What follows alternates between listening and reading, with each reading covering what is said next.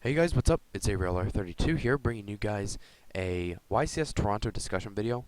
In this video, I'm going to be discussing my thoughts on YCS Toronto, what I think is going to win, and some decks that you might probably see at the top tables. This is just a deck list of Infernities. I do not know how old this build is. This was just an Infernity build that I had sitting on Dueling Network, so please don't judge it. This deck list is bad or whatever. This is just one that I've had. It's obviously somewhat new because it has Transmodify in it, but regardless, it only has 2 barriers in it. And but anyways, point is, don't look at this as a point of me showing you guys the deck list, but a point of what I think is going to win. Now, of course, the reason why I'm showing Infernity is because I think Infernity is going to win YCS Toronto. Now, you guys are probably thinking, Avery, why do you think this? Well, it's for the simple fact that the deck has incredible speed, and the fact that it can drop an endless amount of things. It can go from dropping just synchros to just dropping exceeds. Like, the synchro aspect of it does get shut down by Evil Swarm, but it also, the ability for the deck to have access to things like, sorry about that, you guys. For the deck to have access to things like Exceed Summoning and Synchro Summoning, you can pretty much choose what you want to do based upon what the situation on the field is. If your opponent has an Ophion on board, obviously you're not going to be able to Synchro, so you're going to basically have to exceed your way out of it, whether it be, going into something like Diamond Direwolf to get it off the board or anything like that. But do keep in mind that Evil Swarms have a lot of protection, and a good player is going to have Ophion on board with a good amount of protection.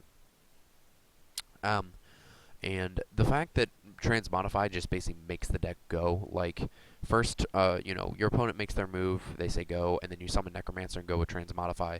It's just an insane play. For those of you that aren't as savvy with Infernities as I am, for those of you who don't know, back in 2009, I believe it was, when Infernities were good, with triple launcher and all that, I was running Infernities, and the deck was so insane with 3 launcher. Next to Burial Dad, it is probably one of my favorite decks that I've ever ran, just because I like the way how it works. I'm a meta player, as you guys all know, and I love the deck's ability back then to OTK, and I love how it can, like, OTK now. It's kind of like wind-ups, really, how they just constantly keep on coming back, but no one really just kind of cares, really. In this case, people are, of course, going to care because now they have plenty more support, because Lavable Chain helped with their consistency issues.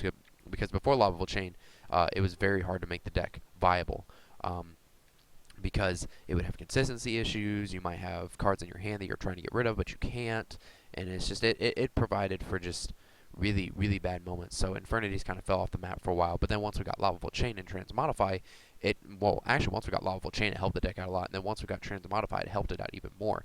For those of you guys who don't know what Transmodify does, you can send a face-up monster you control to the graveyard, hence Necromancer. This special summon from your deck 1 monster with the same type and attribute as that monster in the graveyard, but 1 level higher. So you can have, like, I remember one time I summoned Necromancer and I set 5. I activated Transmodify, Tribute it into Archfiend, and just went off.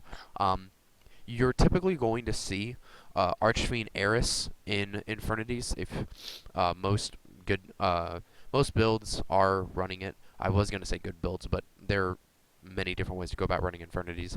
And Eris is really good in the deck because if it's sent to the graveyard because of a card effect or being destroyed by battle, you can add an Archfiend card from your deck to your hand except Eris, and you can only use the effect of Eris once per turn. So that's an easy way to get Archfiend right into your hand.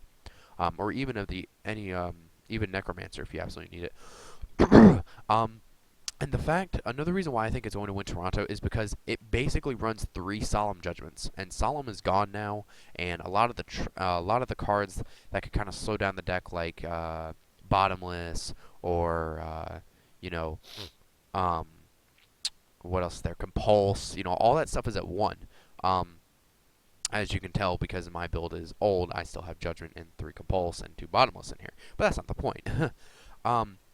And also the fact that the deck actually side decks like really well. Like, there's a lot of different ways that you can go with Infernities. Like, this is just a build where you happen to use Instant Fusion to drop a level 5 Fusion to go off with your big Exceed plays. This build is meant for more Exceeding and not really synchroing much. other builds are starting to go more towards synchroing, but they also give themselves the ability to exceed if they need to, which is typically what you're going to see. And I know I'm a bit late on this, since at the time you make this video, it's 1:40 p.m. Saturday, so YCS Toronto is already going on, but I figured I'd still give my 2 cents on what I think is going to win. But in short, it has great OTKing ability. It is extremely consistent, especially with Lavable Chain. Transmodify basically says, I'm going to OTK you this turn, and I'm running Infernities, so be prepared to sit there and cry and not really play for any more turns.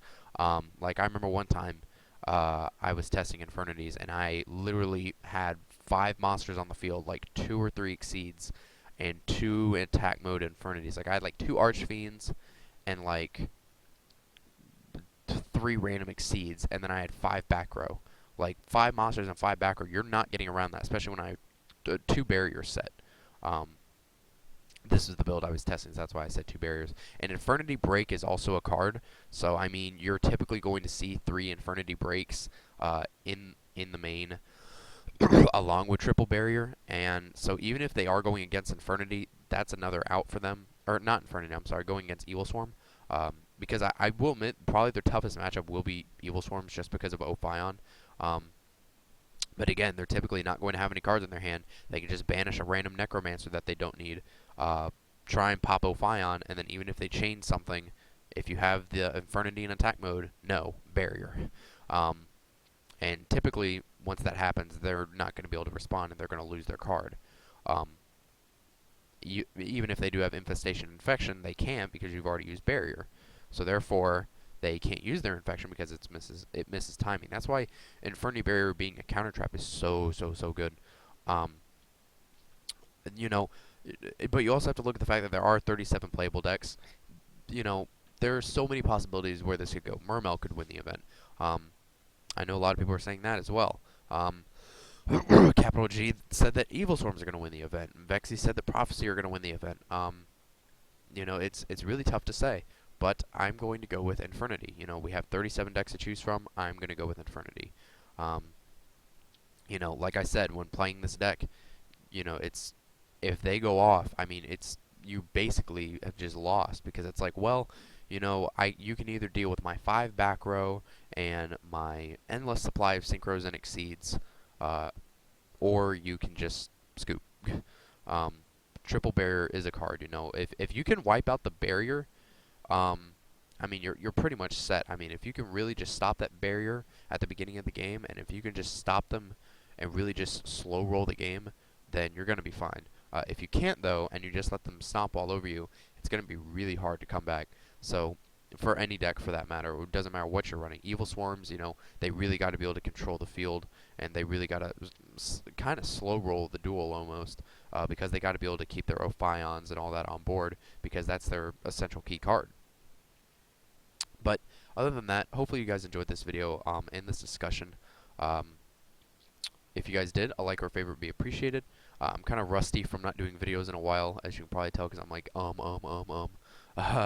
But yeah, so I am getting better from my cold, you guys. I'm going to be posting all the deck lists from YCS Toronto tomorrow. Expect tomorrow night around 6 o'clock p.m.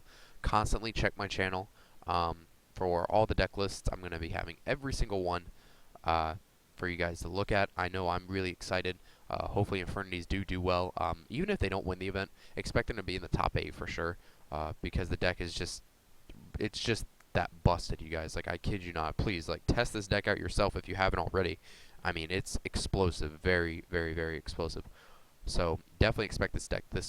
Even if it doesn't do well at Toronto, expect it this format, because even if it doesn't do well at Toronto, well, then it's going to be one of those sleeper decks, in my opinion.